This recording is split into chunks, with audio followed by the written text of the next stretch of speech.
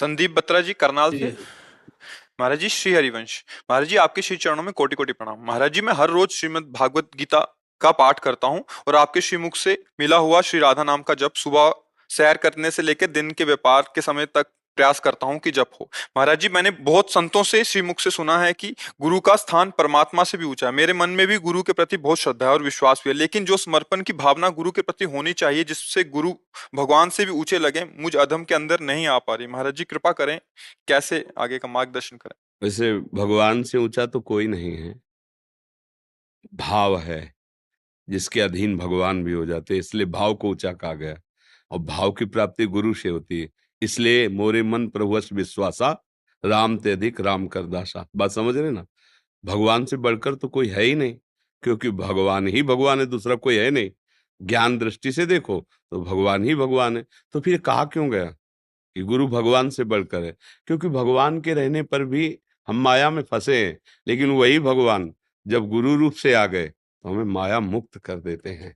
जिन भगवान के हृदय में रहने पर भी हम नाना प्रकार की वासना और प्रपंच में घसीटते चले गए, नहीं रोका, वही भगवान जब गुरु रूप से आए, वही भगवान, दूसरा नहीं, वही भगवान जब गुरु रूप से आए तो मुझे दलदल से निकाल लिया, माया मोह दलदल से। इसलिए मान्यता हो जाती है कि भगवान से भी बढ़कर हमारे गुरुदेव भगवान है। अब इसलिए गुरुदेव भगवान पर भगवदय भाव नहीं होता, क्योंकि हमारे जैसा वो रूप रख करके आए हैं, हमारी जैसी भाषा बोलते हैं, हमारे जैसा खान पान करते हैं। तो मुझे लगता है कि आप थोड़ा संत हैं, थोड़ा भजन ज्यादा है, लेकिन भगवान कैसे हो सकते हैं, या भगवान से बढ़कर कैसे हो सकते हैं? क्योंकि हम सामने देख रहे हैं उनको मानव रूप में। अगर हमारा भाव बन जाता है तो हम पाषाण मूर्ति में भगवान मान लेते हैं। क्यों? न बोलते हैं, न चलते हैं, न खाते हैं, न पीते हैं, पर जब हमारा गुरु कृपा से भाव बन जाता है तो वो खाने पीने भी लगते हैं, वो बोलने भी लगते हैं। समझ में आ रहा है ना? तो चैतन्य घन परमात्मा गुरुदेव है ही। भाव की कमी के कारण ऐसा लगता है। एक ब्राह्मण उड़ीसा से तीर्थ यात्रा के लिए चलना चाहते थे, तो उनके मन में था कि अगर कोई सहयोगी मिल जाए, मैं बूढ़ा आदमी हूँ, वो खूब धनी थे। तो एक गरीब नौजवान ब्राह्मण था, उससे कहा कि हमारी इच्छा हो रही तीर्थ यात्रा करें, पर मुझे कोई सहयोगी नहीं मिल रहा, हमारे पास धन है, क्या आप हमारा साथ देंगे? आप हमारे साथ तीर्थ यात्रा? तो उसने कहा बड़ी कृपा होगी, हमको तो कभी सौभाग्य हो नहीं सकता, क्योंकि हमारे पास धन नहीं, आपके पास धन है, मैं खूब आपकी सेवा करूंगा, तीर्थों के दर्शन होंगे, संत समागम होंगे। खूब तीर्थों में जब वृंदावन धाम आए तो उनका शरीर रुग्ण हो गया, वृद्ध थे, उसने बहुत सेवा की। तो उन्होंने विचार किया आज तक हमारे तो पुत्रों ने भी ऐसी सेवा नहीं की। तो उनका बेटा, मैं अपनी बेटी का ब्याह तुम्हारे साथ करूंगा और इतना दहेज दूंगा कि तुम हमारे समान धनवान हो जाओगे। तो उनका देखो हमने नहीं कहा, पर आप आशा जगा रहे हो, झूठ मत बोलना, घर में जाके बदल जाओ तो फिर, क्योंकि आप कह रहे हो तुम्हारे आशा जग गई ना कि ब्याह हो जाएगा और धन मिल जाएगा। तो गोपाल जी का मंदिर था, तो उनका मंदिर में खड़े होके कहता हूँ ऐसा कर दूंगा। और तीर्थों में गए, जब लौट के गए घर, अब वो बाट जो होता रहा गरीब ब्राह्मण को, भैया बात की थी, तो 2-3 महीना हो गए, बूढ़े बाबा सनके ही नहीं। तो उनके पास हो गए और कहा आपको याद है तीर्थ यात्रा में जब आप वृंदावन धाम गए थे तो कहा था कि हम भगवान को साक्षी करके कहते हैं बेटी का ब्याह कर देंगे और दहेज में धन देंगे बड़े। तो उनके लड़कों ने कहा कि तुम्हें डंडा खाना है क्या, दरिद्र कहीं का, तो देख रहा है अपनी हालत, मेरी बहन के काबिल है। और बाप से कहा तुमने कहा था क्या? वो भय में आ गया, उसने कहा मुझे याद नहीं कुछ, बूढ़ा आदमी मुझे कुछ याद।